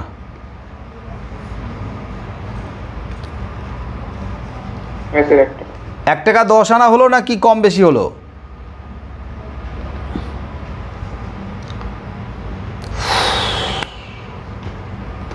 আড়াই টাকায় বিক্রি করতে চেয়েছিল মাতাদিন পেশকারকে, কিনেছিল 14 আনায়। তাহলে 14 আনা মানে 1 টাকাকে 2 আনা কম, তাহলে আড়াই টাকা থেকে 1 টাকা বাদ দাও, তাহলে থাকলো 1.5 টাকা। 1.5 টাকা মানে 1 টাকা 8 আনা। তাহলে 1 টাকা 8 আনার সঙ্গে ওদিকে 2 আনা কম ছিল, 2 আনা এদিকে যোগ করে দাও, 8 9 10, 1 টাকা 10 আনা হলো নাকি? হ্যাঁ স্যার। হ্যাঁ স্যার। আচ্ছা সায়েন্স পাবি না তোরা, দেখিস কেন? তাহলে 1 টাকা 10 আনা, ওই কয়েক ঘন্টার মধ্যে বাসনওয়ালা কিন্তু লাভ করতে চেয়েছিল। তাই বাসনওয়ালা কিন্তু অত খোঁজ খবর নেবে না, মাতাদিন পেশকারের কাছে বিক্রি করে এত টাকা উপার্জন করতে চেয়েছিল। তার মানে ও জানে যে এই সমস্ত জিনিস চোরাই জিনিস হবে, শুধু শুধু বেশি ঝামেলা বাড়িয়ে কী দরকার। বাসনওয়ালা কিনে নিয়েছিল 14 আনা দিয়ে। আর বলো স্যার মাতাদিন পেশকার মানে কি স্যার? উকিল? এ বাবা, একটু আগে বললাম যে স্যার আমি তো বাথরুমে গিয়েছিলাম তো। লোটা নিয়ে। না স্যার, না লোটা নিয়ে, ছোট ছোট স্যার, ছোট আধুনিক লোটা। মাতাদিন হচ্ছে ভদ্রলোকের নাম, মাতাদিন এটা নাম, আর পেশকারটা হচ্ছে তার জীবিকা, পেশা। পেশকারের কাজ হলো আদালতে, কোর্টে জজ সাহেব আর মানে জাজ আর যে বিচারক, না বিচারক আর কি বলো, ও উকিল, উকিল আর জাজের মাঝখানে, উকিল আর বিচারকের মাঝখানে যে ভদ্রলোক বসে থাকে আর বিভিন্ন কাগজপত্র যেগুলো ডকুমেন্টস যেগুলো নিয়ে তথ্যগুলো ওগুলো জমা দেয় মানে ওখানে ওনার জজ সাহেবের টেবিলে রাখে, পেশ করে। ওনার কাজ হচ্ছে পেশকারের কাজ, পেশ করা, জমা দেওয়া। এবার তো বোঝা গেল? আরে কোনো না কোনো একটা সিনেমার দৃশ্যের কথা ভেবে নাও, ভেবে নিয়ে ভাবো যে এই রকম জায়গাতে কে থাকে, এরকম বসে থাকে একজন লোক। উকিল বলল যে এই রকম এই ডকুমেন্টসটা আমি দিতে চাইছি, তো ওর কাছে যাবে কি করে? উকিল তো ছুটে গিয়ে ওখানে দেয় না সব সময়, মাঝখানে একজন লোক থাকে যে নিয়ে জাজের সামনে ওটা জমা দেয়, টেবিলে রাখে। বুঝলি? হ্যাঁ স্যার। আচ্ছা, তাহলে মাতাদিন পেশকারের কাছে বিক্রি করেছিল। পরে এদিকে সৌখীর মা 14 আনায় লোটাটা বিক্রি করলো বাসনের দোকানদারের কাছে। বিক্রি করেই যা যা তার দরকার ছিল, নিশ্চয়ই চাল কিনেছে, আলু কিনেছে, তেল কিনেছে, সেগুলো কিনে নিয়ে চলে এসছে। ভোর ভোর একদম রান্না চড়িয়ে দিয়েছে, রান্না চাপিয়ে দিয়েছে। এখন আলু চচ্চড়ি হচ্ছে, উনুনে কিন্তু আলু চচ্চড়ি বসিয়ে দিয়েছে, চাপিয়ে দিয়েছে। মনে কত খুশি, ছেলেটা উঠবে আর গরম গরম আলু চচ্চড়ি মুখের সামনে ধরবো। মন দিয়ে আলু চচ্চড়ি রান্না করছে। ছেলে এখন ঘুমোচ্ছে। ছেলে যাবে বলেছিল তার শ্বশুর বাড়িতে, বউ আর ছেলেকে ফিরিয়ে নিয়ে আসবে, দেখা করবে তাদের সঙ্গে। কিন্তু খুব ভোর যে বেরোবে তা নয়, এদিকে জেল থেকে ফিরে এসেছে। জেলে তো রাতের পর রাত নিশ্চিন্তে ঘুমোতে পারেনি। আর জেলে কিন্তু এরকম স্বাধীনতা ছিলই না, ঘড়ি ধরে উঠতে হতো। জেলে কিন্তু একটা নির্দিষ্ট সময় সাইরেন বাজে, সাইরেন যখন বাজে তখন কিন্তু কয়েদিদের উঠতে হয় সবাইকে। তাহলে জেলে সেখানে কিন্তু কয়েদিদের কোনো স্বাধীনতা চলে না, সেখানে ঘড়ি ধরে উঠতে হবে, ঘড়ি ধরে ঘুমোতে হবে, ঘড়ি ধরেই সব কাজ। কিন্তু এখন অনেক দিন পরে, 5 বছর পরে স্বাধীনতা পেয়েছে, তাই খুব শিগগির সে ঘুম থেকে উঠবে না। ভোর তো নয়, বেলা 12টার আগে উঠবই না। তাহলে মাধ্যমিক পরীক্ষা দেওয়ার আগে, মাধ্যমিক পরীক্ষা শেষ হওয়ার আগে, মাধ্যমিক পরীক্ষা দেওয়াই হয়নি যদিও, মাধ্যমিক পরীক্ষার কথা ভুলেই যাও। তো তোমাদের শেষ যে পরীক্ষা, লাস্ট যে পরীক্ষা, সেই পরীক্ষার কথা ভেবে নাও, তাহলে একটা অভিজ্ঞতা নিতে পারবে। এখানে একটা তুলনামূলক আলোচনায় আমরা আসছি যে পরীক্ষা সামনে রেখে, পরীক্ষার একটা টার্গেটকে সামনে রেখে আমরা যখন সারা বছর ধরে প্রিপারেশন নিতে থাকি, তখন কিন্তু ঘড়ি ধরে নির্দিষ্ট নিয়ম মাফিক কিন্তু আমরা চলি, মানে ছাত্রছাত্রীরা চলে। তখন খুব বেশি স্বাধীনতা পেতে চাইলেও কিন্তু পায় না। কিন্তু যেদিন পরীক্ষা একদম শেষ দিন, লাস্ট পরীক্ষা, শেষ পরীক্ষাটা হওয়ার পরে তারপরে যে রাতে ঘুমটা হয়, ওফ, সেই যে স্বস্তির ঘুম, সেই যে শান্তির ঘুম, তারপরের দিন সকালবেলা প্রত্যেকে কি এই ভেবে ঘুমোতে যায় যে ভোর ভোর উঠবো পরের দিন ঘড়ি ধরে আগের দিনের মতো? না স্যার। তখন মনে হয় ওই দিনটা আমার, ওই দিনটা কারণ না, পরীক্ষা শেষ হয়ে গেছে, এই যে পরীক্ষা দিয়ে ফিরলাম, রাত দিন আমার, আমি যেমনভাবে চাইবো তেমনভাবেই সময় কাটাবো, তেমনভাবে উঠবো, কটা দিন তো পুরোপুরি আমার। পরের দিন সকালবেলা যে আমি ঘুম থেকে উঠবো, সেখানে অ্যালার্ম ধারে কাছেও থাকবে না, বাবা মায়ের অ্যালার্মও কানের কাছে ঘ্যান ঘ্যান করবে না, আর বাবা মাও চাইবে ঘুমোক ঘুমোক ঘুমোক ঘুমোক ঘুমোক, ঘুমোচ্ছে ঘুমোক, কতদিন ঘুমোতে পারেনি ঠিকঠাক করে পড়াশোনার চাপে, ঘুমোচ্ছে ঘুমোক। কিন্তু তুমি যে ভেবে ঘুমোচ্ছ যে আজকে অনেকক্ষণ ধরে ঘুমোবো, বেলা পর্যন্ত, তাড়াতাড়ি উঠবো না, কিন্তু দেখবে পরের দিন খুব সকাল সকাল ঘুম ভেঙে যায়। হ্যাঁ স্যার, তাই হয়, আনন্দে ঘুম ভেঙে যায়, চাইলেও হয় না, দেখবে আনন্দেই ঘুম ভেঙে গেছে। আসলে এত দিনের যে অভ্যাস না, সেই যে অভ্যাস, সেই অভ্যাসটা এমন তৈরি করে দেয় তুমি চাইলেও ঘুমিয়ে থাকতে পারবে না, শুয়ে থাকতে পারবে না, ঘুম তোমার ভেঙেই যাবে। আর বিশেষ করে চাপ মুক্তি না, এতটাই হঠাৎ করে চাপ মুক্তি তৈরি হয়ে যায়, তখন মানে খুশিতে আর ঘুম আসে না। বিছানায় পড়ে থাকতে ইচ্ছে করে, ঠিক আছে চুপটি করে বিছানায় পড়ে থাকবো, কিন্তু উঠবো না, কিন্তু ঘুম কিন্তু ভেঙেই যায়। যাই হোক, সৌখীর কিন্তু ঘুম ভাঙেনি। সৌখী ভেবেছিল বেলা 12টা পর্যন্ত ঘুমাবে, খুব সকাল সকাল যে তার ঘুম ভেঙেছে তা নয়, কিন্তু ঘুম ভাঙার পরিস্থিতি তৈরি হয়েছিল, তাই ঘুম ভেঙেছে। এদিকে দেখা যাচ্ছে সকাল হলো, আর মাতাদিন পেশকারের লোটা দরকার, কিন্তু লোটা খুঁজে পাওয়া যাচ্ছে না, লোটা দরকার, লোটা খুঁজে পাওয়া যাচ্ছে না, লোটা দরকার, লোটা খুঁজে পাওয়া যাচ্ছে না। এমার্জেন্সি কী অবস্থা বুঝতে পারছো তো? মাতাদিন পেশকারের লোটা দরকার, সকাল সকাল লোটাই নাই, তো রীতিমতো বাড়িতে তো হুলুস থুলুস পড়ে যাবে রে বাবা। আবার মাতাদিন পেশকারের সেই প্রিয় জিনিসটা লোটা চুরি, মাতাদিন পেশকারের বাড়ি থেকে লোটা চুরি, আইনের লোকের বাড়ি থেকে আবার চুরি, এটা তো বরদাস্ত করা যায় না। প্রিয় জিনিস, দরকারি জিনিস, হ্যাঁ আমার মনে হয় খুব প্রিয়। কারণ হচ্ছে মাতাদিন পেশকার যখন বাসনের দোকান থেকে এটা কিনেছিল, তখন কিন্তু খুব যত্ন করে এই লোটাটার নিচে একটা চিহ্ন এঁকে নিয়েছিল। কি চিহ্ন এঁকেছিল? তারার চিহ্ন। হ্যাঁ, তারা চিহ্ন। দেখবে কাঁসার থালা, কাঁসা পিতলের দোকানে একটা যন্ত্র থাকে, তোমরা যদি পেতলের বা কাঁসার কোনো জিনিসপত্র কিনে বলো যে এখানে কোনো একটা চিহ্ন বা নাম লিখে দিতে, বা যাকে ধরো উপহার হিসেবে দেবে, কাঁসার জিনিস টিনিস তো দেয়, বলে যে নিচে নাম লিখে দাও, ওরা কিন্তু একটা ওই যন্ত্র দিয়ে আস্তে আস্তে করে নাম লিখে দেয়, খোদাই করে দেয়। তাহলে তারা আঁকা ছিল, তার মানে নিশ্চয়ই এমন খুঁজে খুঁজে অনেক সময় দিয়ে পছন্দ করে কিন্তু মাতাদিন পেশকার কিনে নিয়ে এসেছিল।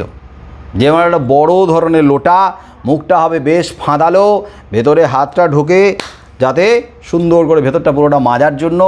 আবার মাতাদিন পেশকারের হাত তো নিষ্পিস করে, হ্যাঁ, লোটাটা মাজার জন্য, না মাজতে পারলে হাত নিষ্পিস করতে থাকে, হ্যাঁ, গা ঘিনঘিন করতে থাকে। যাই হোক, লোটা পাওয়া যাচ্ছে না, বাড়িতে তো রীতিমতো হুলুস তুলুস পড়ে গেছে, লোটা চুরি গেল, আমার বাড়ি থেকে লোটা চুরি, হ্যাঁ, আমি আইনের লোক, ছাড়া যাবে না। এদিকে লোটা চুরি গেছে, মাথার ঠিক নেই। আবার ওদিকে মাতাদিন পেশকারের স্ত্রী একবারে ঘ্যান ঘ্যান করছে মাতাদিন পেশকারের কানের কাছে। মাতাদিন পেশকারের স্ত্রী মানে খোকার মা কি বলেছিল? নাকে কেঁদে স্বামীর কাছে কি বলছিল? যে লোটা হলো বাড়ির লোটা হলো বাড়ির লক্ষ্মী, হ্যাঁ, লোটা হলো বাড়ির লক্ষ্মী, হ্যাঁ, লক্ষ্মী চলে গেছে, লক্ষ্মী হারিয়ে গেছে, তাহলে লক্ষ্মীকে এক্ষুনি ফিরিয়ে না নিয়ে এলে বাড়ির যে লক্ষ্মী স্ত্রী ফিরে আসবে না, তাহলে আর একটা লোটা লাগবেই। হ্যাঁ, লোটা কি করে বাড়ির লক্ষ্মী, পেটে হয়ে যাবে। লোটা কি করে বাড়ির লক্ষ্মী সেটা আমি যখন আবার লাইন ধরে আলোচনা করবো ডিটেলে তখন কিন্তু ব্যাখ্যা করব। এখন আমি জাস্ট গল্পটা কাহিনীটা এগিয়ে শেষ করি। তো লোটা হলো বাড়ির লক্ষ্মী চলে গেছে মানে লক্ষ্মী স্ত্রী হারিয়ে গেছে, লক্ষ্মী স্ত্রী ফিরিয়ে আনতে গেলে লোটাকে আবার কিনে আনতে হবে, মানে দ্বিতীয় আরেকটা লোটা লাগবে। হ্যাঁ চুপ করো, তোমাদের তো শুধু এই নেই আরেকটা কিনে দাও। আরে দাঁড়াও, এখন আমার মাথা ঠিক নেই, আমি আইনের লোক, আমার বাড়িতে চুরির খবর তো আগে পুলিশকে দিতে হবে। চুরির খবর যদি পুলিশকে না দেওয়া হয় তাহলে কি হতে পারে? আইনের ধারায় স্পষ্ট লেখা আছে, হ্যাঁ জেল পর্যন্ত হতে পারে। হ্যাঁ তার মানে চোরকে প্রশ্রয় দেওয়া হলো না, চুরি যে করেছে তাকে প্রশ্রয় দেওয়া হলো। তাহলে সোজা গেল আগে থানায় ডায়েরি করলো।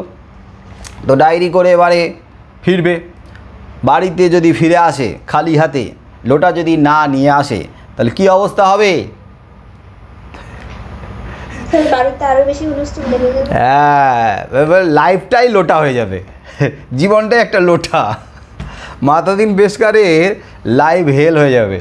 যতই তুমি আইনের রক্ষক হও, যতই তুমি আইনের লোক হও, যতই তুমি বিশাল বড় চাকরি করো, যতই তোমার বাইরে দাপট থাকুক, যতই তোমার বাইরে ব্যক্তিত্ব থাকুক, বাড়িতে তুমি লোটা। তাই বাড়ির যে মিনিস্ট্রি মানে হোম মিনিস্ট্রি, বুঝতে পারছো তো? হোম মিনিস্ট্রি কার হাতে? তার বউয়ের হাতে। হ্যাঁ তার বউয়ের হাতে না, সব্বার বউয়ের হাতে। স্যার আপনার ক্ষেত্রে এটা ভালো ছিল ভাই।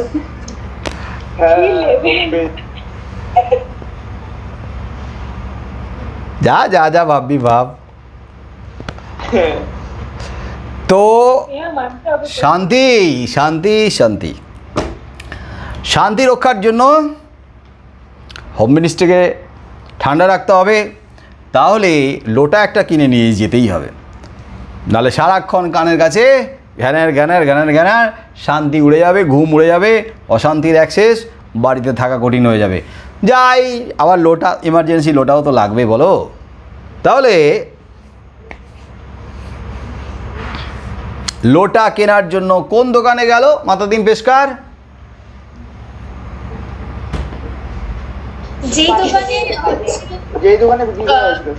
যেই বাসনের দোকানে সৌখীর মা লোটাটা বিক্রি করেছিল সেই দোকানেই গেল। আর গ্রামের দিকের কথা বলা হয়েছে, সম্ভবত অনেকগুলো বাসনের দোকান যে হাটে থাকবে তা নাও হতে পারে, একটাই দোকান হতে পারে। যাই হোক ওই দোকানে গেল এবং লোটা দেখতে চাইলো। দোকানদারও এই লোটা ও লোটা এটা ওটা দেখাচ্ছে, কিন্তু কিছুতেই পছন্দ হচ্ছে না। কারণ আগে তার যে ব্যবহার করা লোটা কত পছন্দ করে কিনে নিয়ে যাওয়া, সেই ধরনের লোটা না দেখতে পাওয়াতে কোনো লোটা তার পছন্দই হচ্ছে না। শেষে দোকানদার হাল ছেড়ে দিয়ে তাকে সেই পুরনো তার লোটাটাই দেখালো। পুরনো লোটা চলবে, হ্যাঁ দামে কিন্তু কম পাবেন, কিন্তু বেশ ভালো। দেখাই যাক, পছন্দ যখন হচ্ছেই না, বাস দেখার সাথে সাথেই কিন্তু একটা সন্দেহ জেগে উঠেছে। এই লোটা তো কেমন যেন চেনা লাগছে। ভালো করে চশমা জোড়া নাকের ডগার উপরে রেখে ভালো করে লক্ষ্য করলো, হ্যাঁ এই তো খুঁড়ো দেওয়া লোটা, এই তো আমার বাড়ির লোটা, এই তো খুঁড়ো দেওয়া লোটা। খুঁড়ো দেওয়া লোটা মানে কি? খুঁড়ো দেওয়া লোটা মানে কি? খুঁড়ো দেওয়া লোটা মানে কি? স্যার মানে লোটার নিচে যে বোতলের যেরকম কোনো ড্রিঙ্কের বোতলের নিচে যেরকম থাকে ওরকম লোটার নিচেও দেওয়া আছে। এই যে আমি একটা বোতল দেখাচ্ছি, এই বোতলের নিচে কিন্তু দেখো এটা কিন্তু রাউন্ড করা রয়েছে, এখানে কিন্তু খুঁড়ো দেওয়া নেই। এটা কি আপনার লোটা? এটা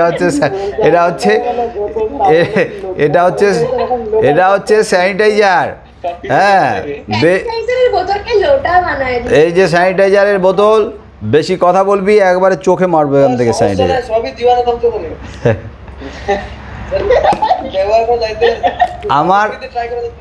আমার হাতের কাছে নাই, যাই হোক ওই যে পেপসি কোল্ড ড্রিঙ্কসের যে বোতলগুলো হয়, পেপসির কোকাকোলার যে বোতলগুলো প্লাস্টিকের বোতলগুলো হয়, ওর নিচটা দেখলেই বুঝতে পারবে 3টে না 4টে ওই রকম গরু, ও 5টা থাকে। গরু ঘোড়ার পায়ের যে খুর থাকে ওই রকম খুরের মতো 2-3টে দেওয়া থাকে, 5টার মতো দেওয়া থাকে, যাতে বোতলটা খুব ভালোভাবে বসতে পারে। বোতলের নিচে যে 2-3টে ছোটো ছোটো উঁচু উঁচু খুরের মতো থাকে তাকে বলা হয় খুর। খুরো দেওয়া লোটা মানে ওই লোটার নিচে ওই রকমভাবে খুরো দেওয়া ছিল যাতে লোটাটা গড়িয়ে না যায়, সহজে বসতে পারে। এবার বোঝা গেল খুরো দেওয়া লোটা? হ্যাঁ, খুরো দেওয়া লোটা। ভালো করে চশমা নাকের ডগায় লাগিয়ে দেখলো, শুধু খুরো দেওয়া লোটা নয়, খুর তো আছেই, সঙ্গে আরও একটা জিনিস দেখতে পেলো। এই তো সেই চিহ্নটা। কোন চিহ্ন? সেই তারা আঁকা ছিল। তারা আঁকা ছিল। এইবারে দোকানদারে টুটি চেপে ধরেছে। বল বেটা, টুটি চেপে ধরেছে। বল বল এই লোটা কোথায় পেলি? আইনের ধারা ভুলে গিয়ে টুটি চেপে ধরেছে। হ্যাঁ, পেশকার সাহেব আইনের ধারা ভুলে গেছে। বলো তো এখানে আইনের ধারায় কি লেখা আছে? কি লেখার কথা বলা হয়েছে? আইনের ধারায় কি আছে যেটা ভুলে গেছে পেশকার সাহেব? যে আইন নিজের হাতে তুলে নিতে হবে। রাইট, এখানে ডিরেক্ট বলা হয়নি, এখানে সরাসরি বলা হয়নি, কিন্তু এটাই উল্লেখ করা হয়েছে যে আইনের ধারা ভুলে গিয়ে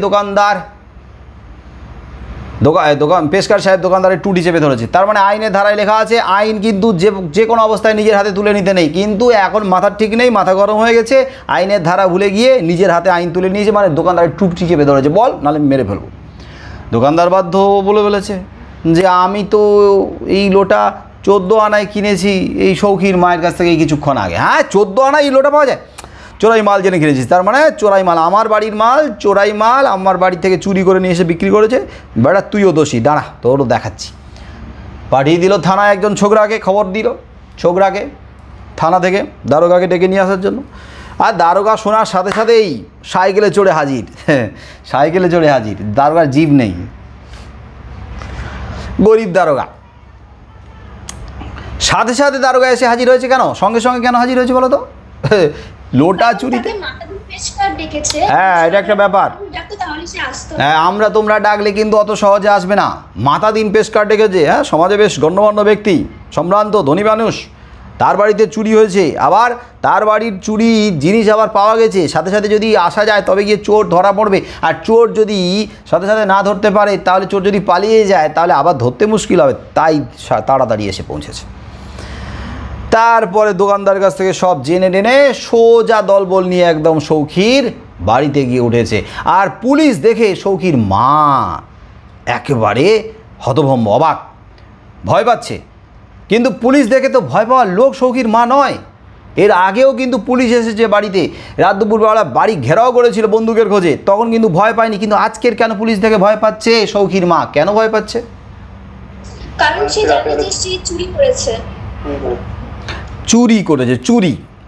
তার মানে ডাকাতেরা চুরি করে না, ডাকাতি করা তার স্বামী পুত্রের হকের পেশা, এটা তো মরদের কাজ, গর্বের জিনিস।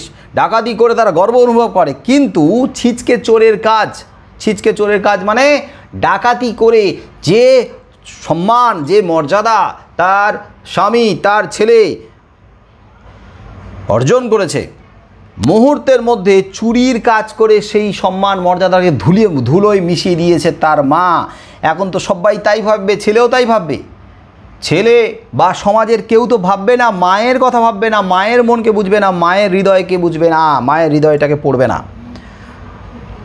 তাই একেবারে চুপ করে গেছে, মাথা নিচু করে দাঁড়িয়ে আছে, বুকের ভেতরে একটা ভয় ঢিপঢিপ করছে বুকটা, কি হবে কি হবে কি হবে। বাস সৌখীর মাকে রীতিমতো চেপে ধরেছে, দারোগা চেপে ধরেছে। এদিকে চিৎকার চেঁচামেচি, হই হট্টগোল। সৌখীরও ঘুম ভেঙে গেছে। সৌখী বাইরে এসে দেখে এই অবস্থা। সৌখীর বুঝতে একটু সময় লেগেছে। সৌখীর যতক্ষণ বুঝতে সময় লেগেছে ততক্ষণ সৌখী ভাবছে, মা এ কী কাজ করলো, মা কেন এমন কাজ করলো, চুরির কাজ করলো শেষকালে, আমাকে তো বলতে পারতো, সামান্য কিছু টাকার জন্য চুরির কাজ করলো। হ্যাঁ, আমার কাছে তো অনেক টাকা আছে, আমি তো জেল থেকে অনেক টাকা নিয়ে এসেছি উপার্জন করে। কত টাকা ছিল সৌখীর কাছে? 90 টাকা। কোমরের বাটুয়ায় ছিল, বাটুয়ায়, কোমরের বাটুয়া জানো, বাটুয়া বাটুয়া বাটুয়া বাটুয়া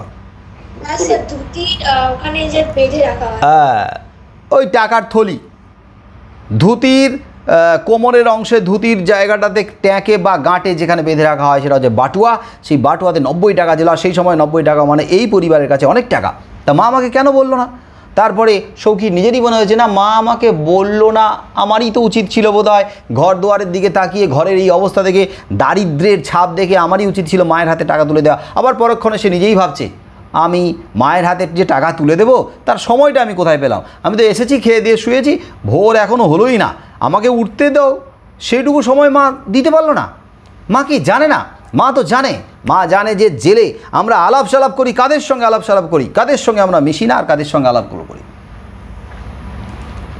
ছিচকে চোরদের সাথে মেশে না। হ্যাঁ, ছিচকে চোরদের সঙ্গে মিশি না আমরা, কারণ ছিচকে চোরদের কত মাসের সাজা হয়? 3-4 মাসের সাজা। মাত্র 3-4 মাসের সাজা হয়। তাদের সঙ্গে ওঠা বসা করি না, তাদের সঙ্গে মিশি না, তাতে আমাদের স্ট্যান্ডার্ড নেমে যায়, লো হয়ে যায়। আমরা মিশি কাদের সঙ্গে আলাপ সালাপ করি, কাদের সঙ্গে? লাইফারদের সঙ্গে। লাইফ টাইম অর্থাৎ যাবজ্জীবন কারাদণ্ডে দণ্ডিত যারা, তাদেরকে বলা হয় লাইফার। সেই লাইফার যারা বড় অপরাধ করে যাবজ্জীবন কারাদণ্ডে দণ্ডিত হয়েছে, তার মানে তাদের মতো মানুষের সঙ্গে, লাইফারদের সঙ্গে আমরা ওঠা বসা করি, মিশি, আলাপ সালাপ করি। সবই তো জানে। শেষে মা কেন চুরির কাজ করে আমার উঁচু মাথাটাকে নিচু করে দিল, মাটিতে মিশিয়ে দিল আমার সম্মানটাকে? অনেক কথা ভাবছে। এদিকে ধমক দিচ্ছে সৌখীর মাকে, দারোগা, হাই বুড়ি। কিন্তু এখন ছেলের দায়িত্ব পালন করছে, কর্তব্য পালন করছে। মা যাই করুক না কেন, যত অপরাধ করুক, অন্যায় করুক না কেন, ছেলের কাজ হলো মাকে আগলে রাখা। তাহলে মায়ের সামনে ছেলে এখন ঢাল হয়ে দাঁড়িয়েছে দারোগা পুলিশের সামনে। দারোগা পুলিশকে বলছে আমার সঙ্গে কথা বলুন, মেয়ে মানুষকে নিয়ে টানাটানি করবেন না, আমি চুরি করেছি। তার মানে মায়ের ওপরের যে কলঙ্ক আসছে, সেই কলঙ্কের ভারটা এখন ছেলে তার উপরে নিয়ে নিচ্ছে। এই যে মা এবং ছেলের সম্পর্ক, এই সম্পর্কটা হচ্ছে একটা অমলিন অটুট সম্পর্কের বন্ধন।